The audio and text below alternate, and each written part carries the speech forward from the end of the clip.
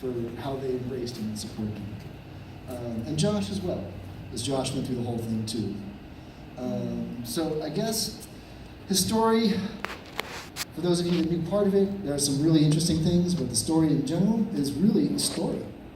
At some point in time, if anyone's listening online, someone's going to help us do a documentary on this, because there are definitely more details and pieces to the puzzle that, I mean, some of the blanks can be filled in. Most certainly. A movie, yes. Yes, a movie. Yes. So keep your eyes out for Dr. Harvey Bigelsen, the movie. Coming to a theater.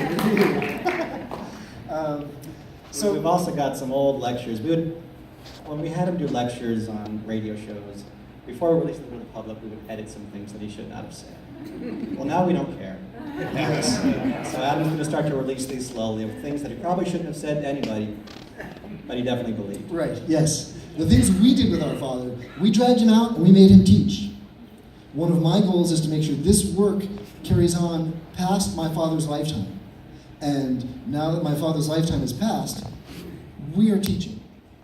People have been curious about what's going on with the work, as we've been the only ones in the world doing this work. Our sister Lila has received her doctorate in acupuncture, so we have a new Dr. Bigelsen in the family.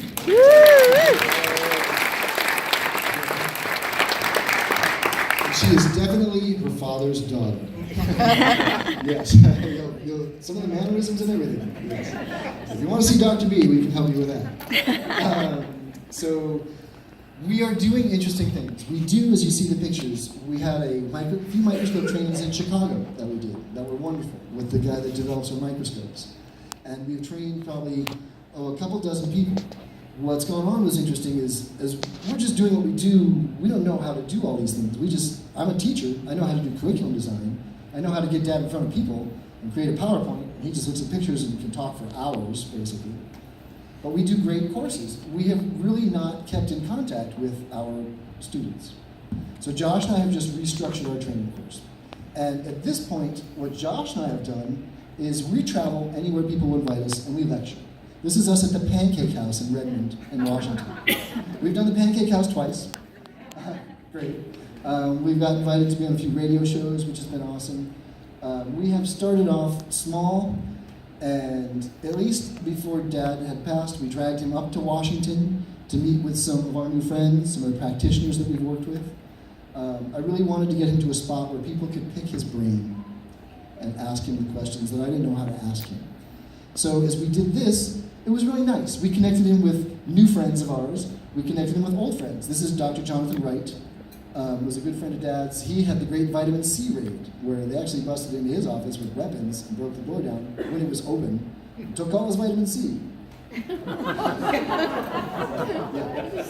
So it was really nice to get Dad out and connect him with people and start to share this work.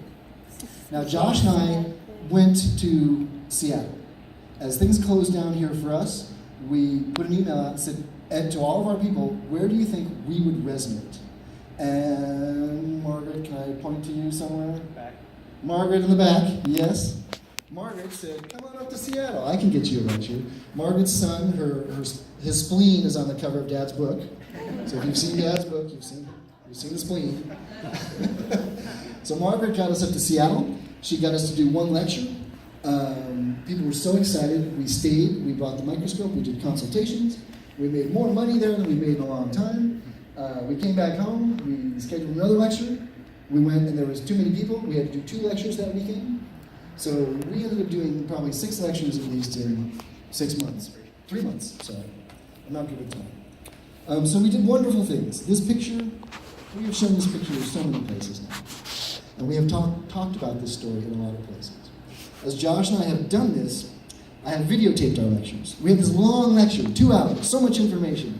You're so overwhelmed. You love it, and then you walk out the door overwhelmed, you don't know what to think. And Josh and I go, why didn't anyone get a consultation or ask us? Because we overwhelmed everybody. We took our big lecture, we broke it down into a 4-lecture series.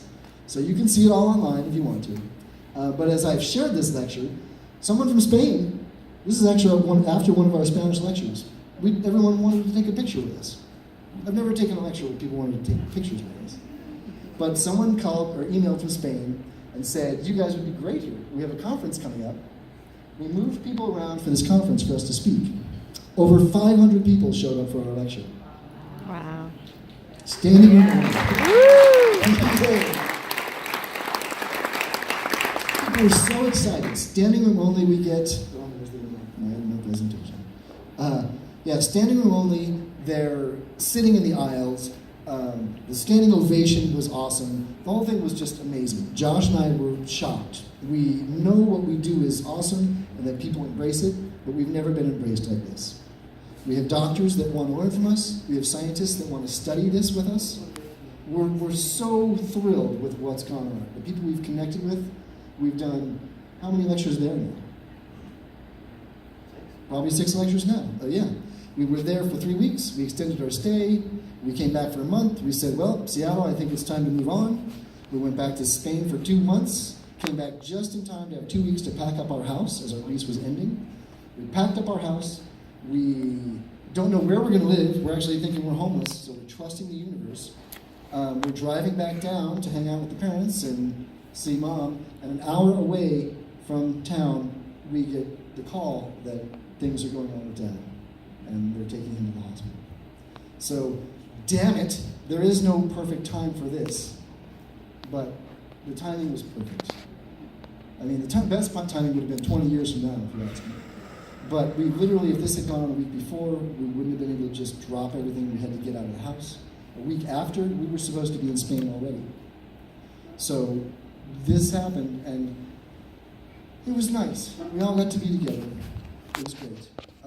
It's so awkward and strange for us to be so excited about the future and so sad about the present. So we extended our stay here, damn it, Dad, so we could be with this and share, hang with Mom and make sure all is well. But at the end of the month, Josh and I are going back to Spain, somewhat indefinitely. I have a place rented down south of Spain with a nice view of the Mediterranean. The cost of living is very low for us there, and the demand and support there is really, really awesome. If all goes well, we've got a retreat as soon as we get back that we're doing. We've got a lecture the following month and another retreat. The following month, another retreat and another lecture in Madrid. We were connected with the president of the European Integrative Medicine Association, so we should be lecturing for the doctors there at some point soon. Spain is fighting for what they believe in. The people in Spain are not standing up and just taking things It's like one of the big differences I've seen is that in Spain, the people are fighting for their health care. And unfortunately, I saw some of it here, which was great, but in the United States, I have not seen that people are standing up to take control of their own health care. If you want to see a traditional doctor, a witch doctor, an alternative doctor, it should be your right to do that. It doesn't make a difference. As Dad would